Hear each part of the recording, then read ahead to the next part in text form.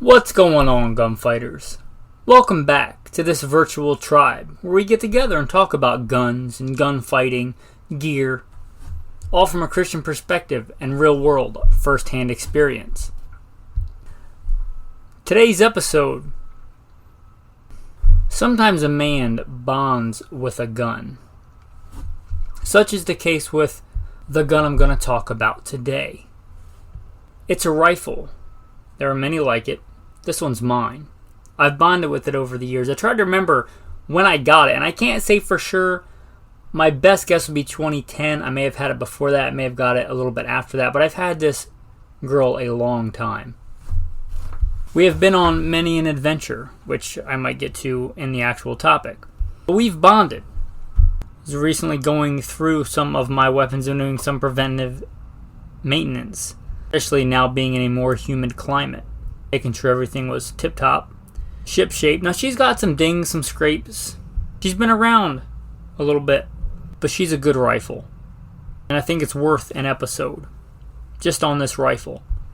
I've been trying to do an abbreviated version of the bio, put the full one in at the end, and I'll mention whatever pertains to today's topic. But in this case, I think I'll put in the full bio in the beginning because I think it really plays into this rifle and today's topic. So I'll put that bio in. First, I want to say thank you for your time. I am humbled that you listen, and I am very thankful to all the patrons. If you've thought about becoming a patron, this month may be a good month. I am giving away a good fixed blade knife. It's the SOG Bushcraft. It's a good knife. It will be good on a plate carrier, on a war belt. It will be good boning out an elk on the side of a mountain in Idaho. It's a good all-around knife. Also giving away a Smith & Wesson M&P sling bag. I'm big on the concept of a bailout bag, a ultralight mini bug-out bag, a baby bob, if you will. I'm big on that concept. Been doing it for a long time. Not to replace a big bug-out bag, but I look at it as like a step up in your EDC. Anyway, I'm going to give away the knife and the bag. I'm going to raffle it off. All new patrons for this month, provided you're 18 and live in the U.S., are going to get entered to win that. In the year of our Lord 2023, in the month of January. There'll be a link in the notes to get you to the Patreon page. A lot of that content is just for patrons, but there's also some stuff for everybody you can check out on there. One of the latest things was on one-handed shooting. Anyway, check it out. There'll be a link in the show notes. With that, I'm going to put in the bio. So, who am I? Who is this person talking to you from across the internet? Why should you listen? First and foremost, I am a Christian, a servant of God, and a follower of Jesus Christ. God has blessed me to do many things in my life, for I could do nothing apart from Him. U.S. Marine Corps combat veteran, did a couple of tours in Iraq. As an assaultman after my combat tours, I was an urban warfare instructor for the Marine Corps under Mojave Viper. Also served in the U.S. Army, both full-time and part-time National Guard. Also did several years in law enforcement, LAPD. I worked regular assignments and more specialized assignments. Been a private contractor for a 3-letter government agency. That's all I'll say about that. Been blessed to be a state rifle and pistol champion. And West Coast Regional Rifle Champion. Won more shooting competitions with the talent that God's given me than I can actually remember. Was blessed to be the commander of a tactical team in a large metropolitan area. Our primary job, the reason we primarily existed, was to stop active shooters. I got the opportunity to head up and be the commander of that team. I grew up around guns, hunting and shooting and competing at a very early age. Been blessed to hunt all over this beautiful country, from whitetail on the East Coast to mule deer on the West Coast, and bear and elk and all manner of things. I've even been a professional big game hunter and guide. But again, most importantly, I'm a Christian. And I am your host, Michael Melito. Welcome to the podcast. This rifle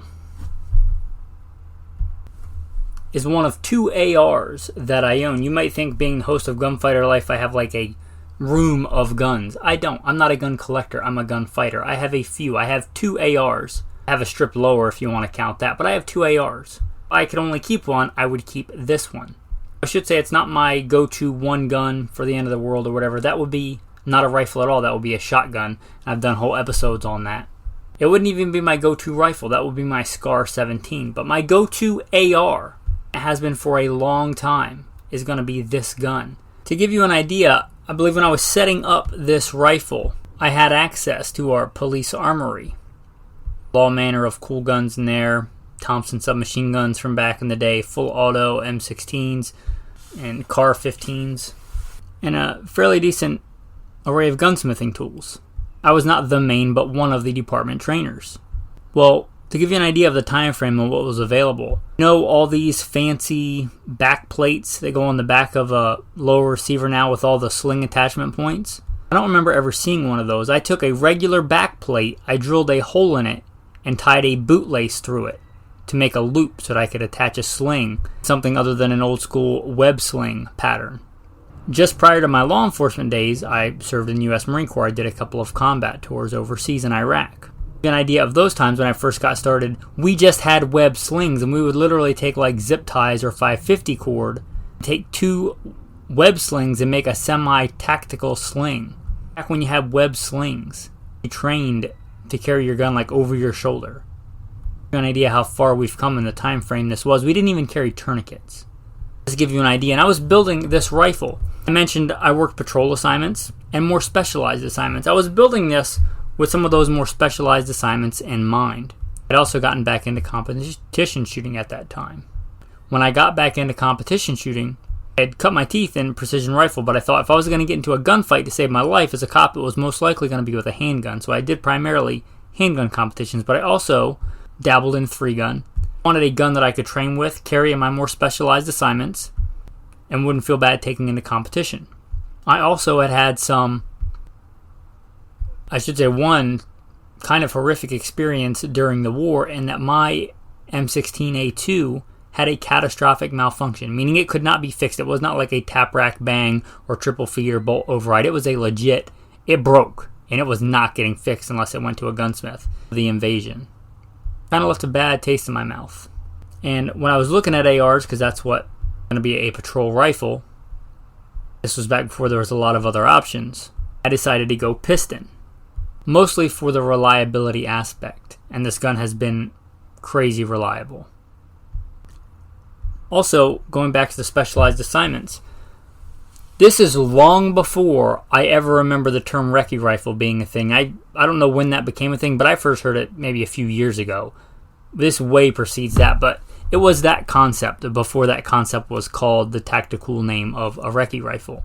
Let me tell you a story about a long time ago, far, far away. I mentioned some more specialized assignments. I won't give too much away, but I worked with some 3-letter government agencies, some of the feds. And it wasn't that long ago that marijuana was a highly controlled substance. Now, I'm going to be honest with you, I have never ever done marijuana. I have no desire to do marijuana. I don't care whether it's legal or not. It makes no difference to me. But what was a big deal were these Mexican drug cartels.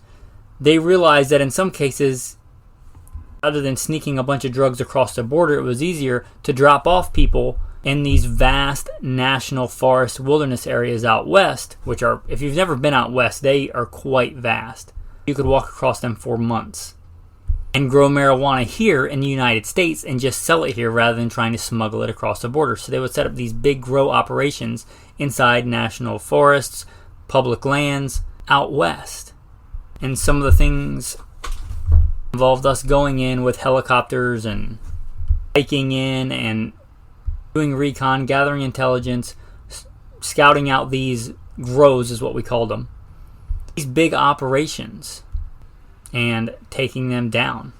So I was setting up this rifle to be useful day to day if I was doing police operations and was in a more urban environment, or if I was out there in the middle of the literal wilderness. Might have to take a long shot. I might be on overwatch. I might have a fairly long shot. Also for positive identification. And now it's fairly common to see an LPVO on an AR-15 rifle. It's really common. Back then it was not common. In fact, I was the only one in law enforcement I ever remember seeing with an LPVO. But again, I had started doing competition shooting. I saw the value of an LPVO. Also saw the value of backup 45-degree iron sights for CQB, for close quarters work. So that's how this girl is set up. Had the same scope on her since I put a scope on her, and that is a Leopold Mark AR. It is a good LPVO. It is rock solid. I don't know how many times I've dropped, beaten around, literally hit with a hammer this rifle. And this scope has never lost zero. It's never given me, by God's grace, any trouble at all. It's a Leopold Mark AR. Again, back then there wasn't a ton of options. I also did not want any options with batteries. I don't trust my life to things with batteries. I might put something on the gun that takes batteries, but if it doesn't work, I still want the gun to work. I've got 45-degree offset iron sights. Got a few different iterations of those. I don't even know the manufacturer of these, but they're pretty minimal and still work quite well. 45-degree offset iron sights. I also like it because they somewhat protect the scope if the gun happens to fall on that side. I've got it in worn tactical mounts. These mounts have been crazy rock solid. I do like DNZ mounts. I think they're a little bit simpler now. At the time, I think these were the best option, and are still probably the second best option. Worn mounts, rock solid, rugged. I also didn't want this rifle to be too heavy because I'm going to have to hike with it. I also may just have to carry it and hold it up for a long time. Not everything is kicking down doors. I might be stuck on a perimeter for 8-12 hours. I don't want a heavy rifle for that. This rifle is fairly sleek.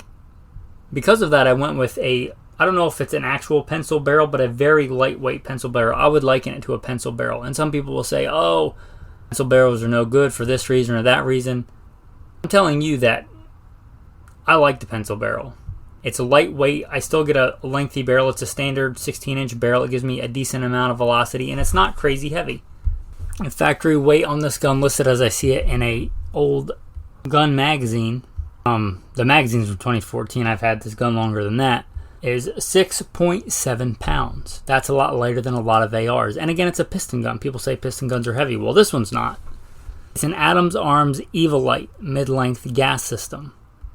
Again, this predates a lot of the tactical stuff we have today. This is before Keymod, M-Lock, that whole big battle between those two. It's got what's called a Samson rail, but it's pretty much the same thing before those were a thing. It's got a modular way to attach different rail sections. Pretty much had the same rail sections on there for a long time. Haven't really moved them. No desire to upgrade the rail. It's a good rail. I'm not going to upgrade to M-Lock or Keymod. I don't care. Not the latest and greatest tactical Instagrammy thing. It's a good rail. It's lightweight. It does what it needs to do. There's a big reason why I really love this rifle and why I don't want to change the rail or really anything on it. And I have no desire to go out there and look for a new Manual Defense DDM4. There's anything wrong with that rifle, but this rifle is crazy accurate. I mean, one ragged hole at 50 yards, which is where I zero my rifle. Talking with factory ammo, not with hand loads, not with kind of crazy thing, but with 55 grain Federal. It is crazy accurate. With Hornady, Frontier, not even their high-end ammo. It's crazy accurate. It's a awesome, accurate rifle. But when you have a rifle, an AR, that rugged, that reliable, in the case of the piston, that clean running, and crazy accurate, I don't really have a desire to replace it with anything newer or cooler. And that's kind of, in addition to describing this rifle and why I set it up the way that I did, maybe a way you should look at setting up your recce rifle is really bond with your gun. Get out there and bond with it. I had this thing as a cop. I've gone through some pretty intense training with this rifle. And by God's grace and God's provision, because all the skills and talent that I have, that I've been blessed with in shooting, is a gift from God. And I would have nothing that I didn't receive as a gift from Him. I'm not going to deny that He made me a good shooter. Out of a class full of professional gunfighters, I was the top shot in the rifle course, the tactical rifle course, with this rifle. Got a perfect score with this rifle. It was also a crazy, intense training class. It was wet and cold and miserable. Not only did I bond with the men on the team in that, I bonded with this rifle because I've used it. We've been banged around. We've been through hard times. There's something to be said for that with a man and his rifle. I had it as the commander of a tactical team to stop active shooters.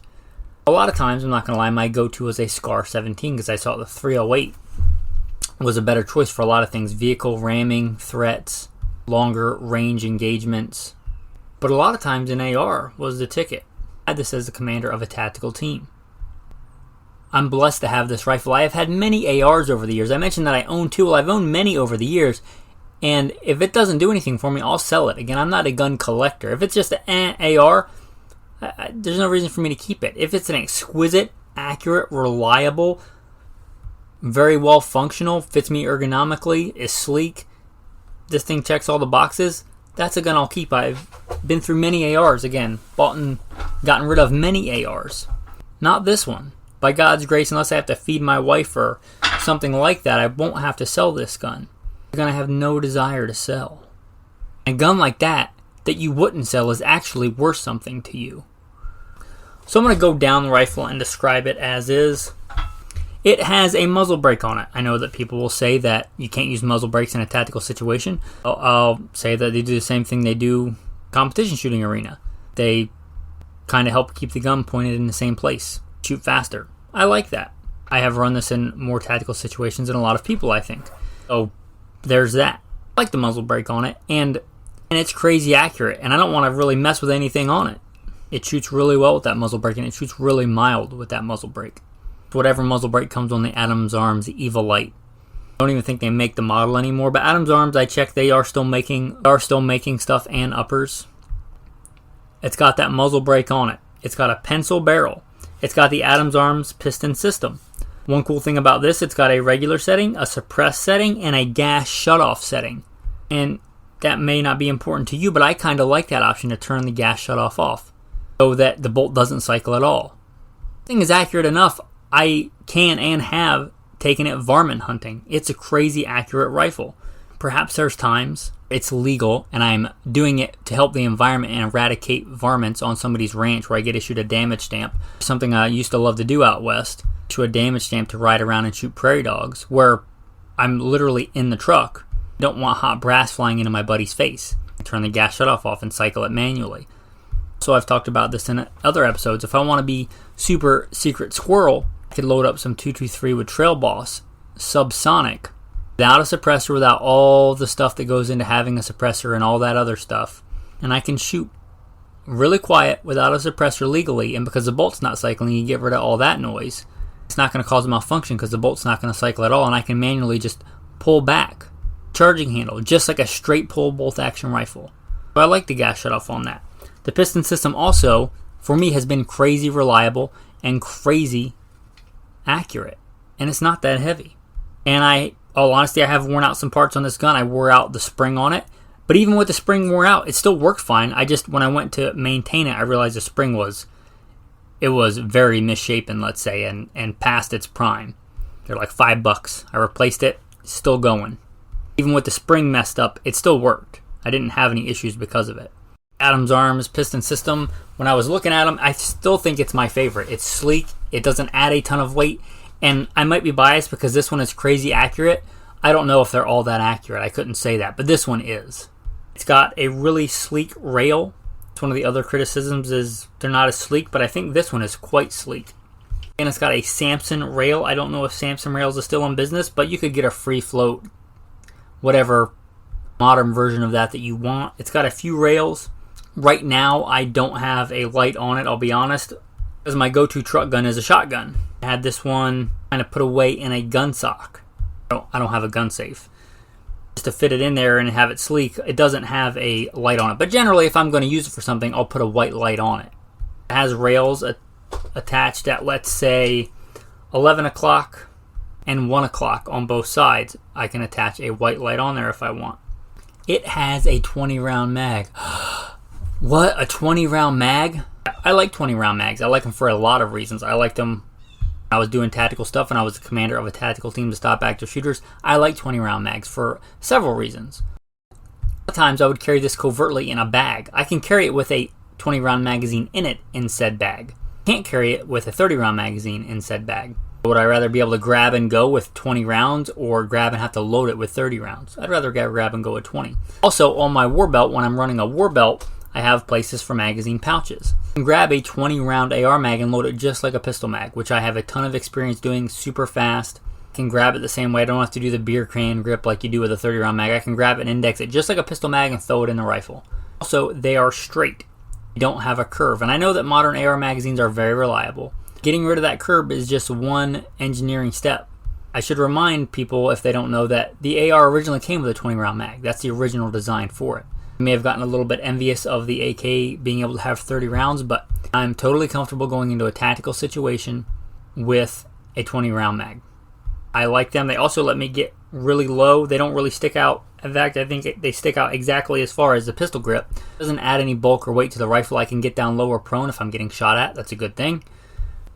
It's not to say that I don't have any 30 round mags or I would never carry a 30 round mag. I have a bandolier, got 30 round mags. In general, I like the 20 round mags in my gun and on my war belt. There are places, if I'm carrying on a chest rig, there's really no reason not to grab a 30 round mag from there because I'm not indexing the same way. I'm not in that same automaticity for a speed reload off my belt. I'm doing a different grab and reload anyway, so in that case it doesn't really matter. I'll run 30 rounders on a chest rig. But in general, 20 round mag. I like the Amend 2 20 round mags. I get no kickbacks from any company, but the Amend 2 mags I've run for a long time. They're a good company. I really like them. Lancer mags are okay. PMags are the standard. I got no problem with a PMag, but if you're asking, I like the Amend 2 mags. It has the Adams Arms upper, the Adams Arms bolt, which is different than a regular bolt carrier group because it's a piston. It does not have that little snorkel on the top. It just has a flat spot where the piston beats on it. Also, it doesn't get dirty and nasty and all fouled up. Remarkably clean when you shoot it, which is one of the reasons I like a piston AR. I'm not telling you piston ARs are better than direct impingement. I'm saying that's why I like them. You can choose what you want. There is a lot to be said for the commonality of parts in the mil spec of a direct impingement gun. It has a Spikes tactical lower, and it's just the lower that it has on it. It's been through many lowers. When I was law enforcement, I had access to full auto. At a Ar15, I could just grab the lower off of it. This one right now, it has a Spikes tactical. It's the Crusader model. I like it, partially because of that. It has a Geisley flat 2-stage trigger. Now, I'll be honest, I like a single-stage trigger. I put in a Geisley Stage 2, honestly, because I was in the middle of a training course when it happened, and I stopped at Pro Shop on the way home, literally. They drop in trigger, and this was the best option that they had. I like it. It's a good trigger. I liked it. It's flat. It's got a good trigger pull. I don't like 2-stage. I'd rather have it a 1-stage. But all in all, it's a good trigger. It's given me no problems since I've put it in, so it's probably going to stay in there. It's certainly better than a mil-spec trigger, and I ran this thing when I first got it, I think, with a mil-spec trigger for a while. A sweet spot in a mil-spec trigger where if you shoot it a lot, it gets better, and you shoot it too much, it can break and go full auto or something like that. But anyway, it's got a Geisley's 2-stage flat trigger. I'd rather probably have a flat 1-stage trigger, but it's a good trigger, and it's not crazy light. It's a good, this is a working man's gun. It's a good tactical trigger. If you're used to shooting a Glock, you might like a 2-stage trigger. A Glock trigger is so bad it's pretty much a 2-stage trigger, in my opinion. If you're used to 1911s, you probably prefer a single-stage trigger. Anyway, I'm not lying to you. That's what's in there, and that is why it's a good trigger. I prefer a single-stage. Moving on. Here's where some of you guys are going to be like, oh, that'll get you killed in the streets. But I'm here to tell you, it's God's grace, number one. Wisdom, intelligence, strength, tactical savvy keep you alive on the streets. Not the cool whiz-bang accessories on your AR.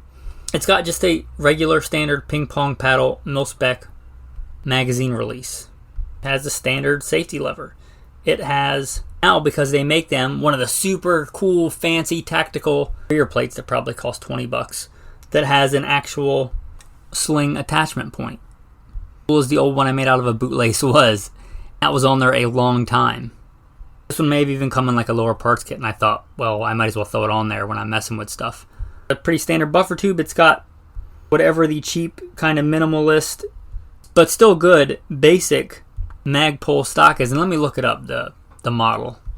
It's the Magpul MOE carbine stock. I don't know if I started out with an M4 stock. I honestly don't know if this stock existed when I built the rifle, but it's been on there a long time. It's good. It's minimal. Again, a big part of reason why I like this rifle is it's sleek. And I don't want a big bulky stock on there. If I was building a precision AR, which I've done before, I'd go with a different stock. This is an all-around, again, what is commonly called today a Recce rifle. I have a standard, yes, a standard charging handle. Why? Because it's sleek.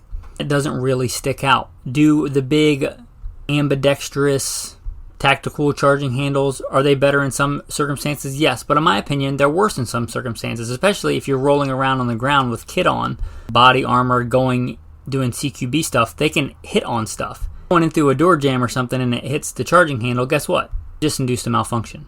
If you're rolling around on the ground and it gets caught on web gear, again, problem. I have less of a problem with that with this. And the way I charge it is most of the time, and I can run it either hand, but most of the time I'm running this gun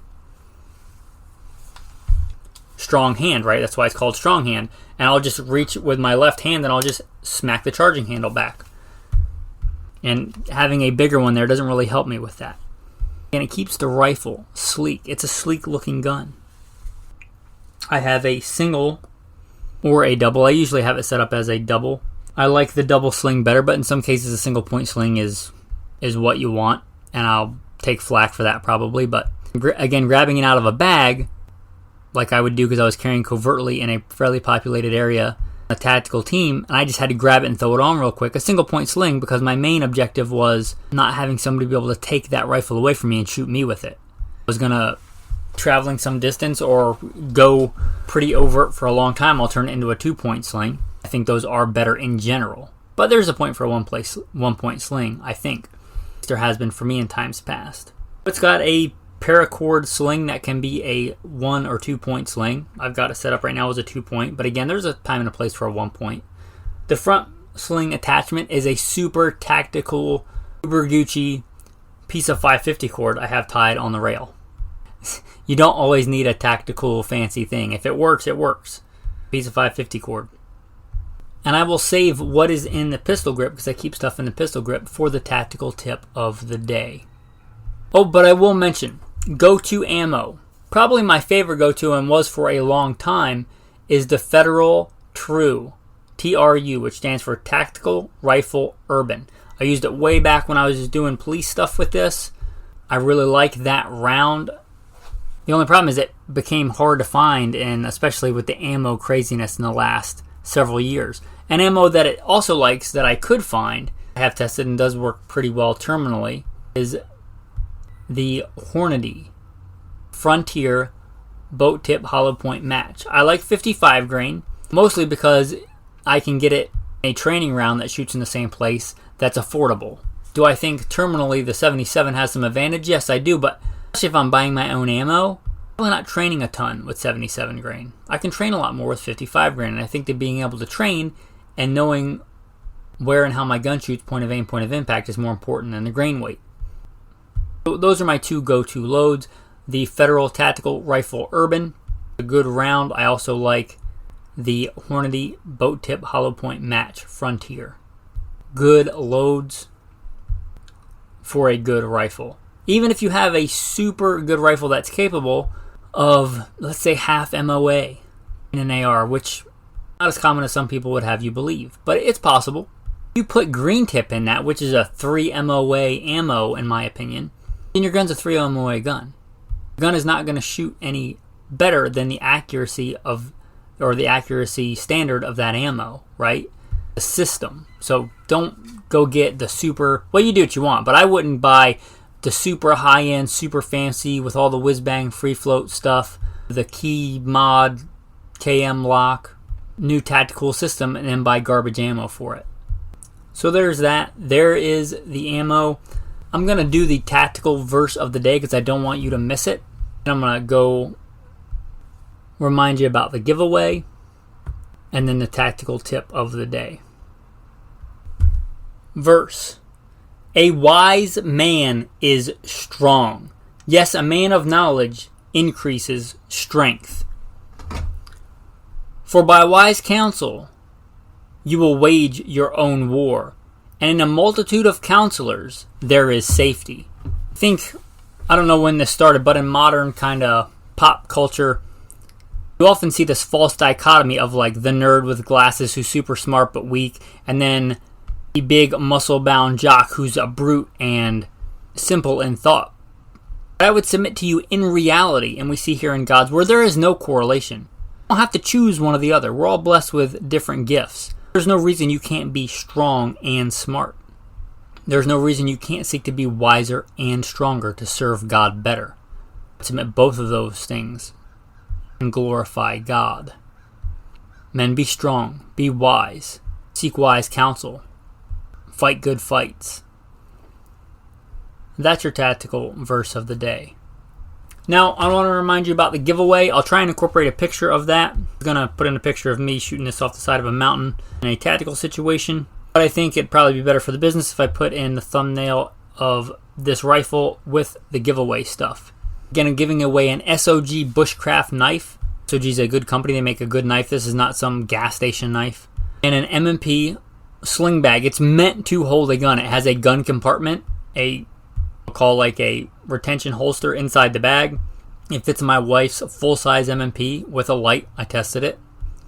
And it has a compartment for magazines and a bunch of other stuff. You throw whatever else you want in there, but it's coming with the knife and the sling bag. Again, check out the link in the show notes. I'm not going to infomercial you and tell you how great it is. Go check it out. Becoming a $5 patron will get you in this month, January 23. Okay, so in the pistol grip, which I would advise you, if you don't keep stuff in your pistol grip, maybe start. If you don't have like a Magpul pistol grip that has the closable compartment, you have to go out and spend a bunch of money. You can literally get a piece of duct tape, turn the rifle upside down on it, trace around it, and make your own cap. So sell very cheap rubber caps that go in there if you don't want to replace the whole pistol grip. I generally replace the pistol grip because I cannot stand finger grooves. The military spec ones have finger grooves. I don't like them. I replace them anyway for that reason. But start keeping stuff in your pistol grip. Things I keep in this one. I keep a pre-oiled patch, a cleaning patch. I keep a set of ear protection in there. Just squished up foamies. I keep a bottle of cleaning solvent. This happens to be Otis, but any of the little blister packs of cleaning oil. I keep that in there. And I think it's actually... It says clean, lubricate, and protect, so it's CLP. That's a good choice if you're going to keep something in there. You want something that'll clean and protect. Also, small parts. ARs break. I know that firsthand. I keep a spare extractor and the rubber washer in there and the spare spring that goes with the extractor. Extractors wear out, extractors fail. That's a thing. I have an extractor in there.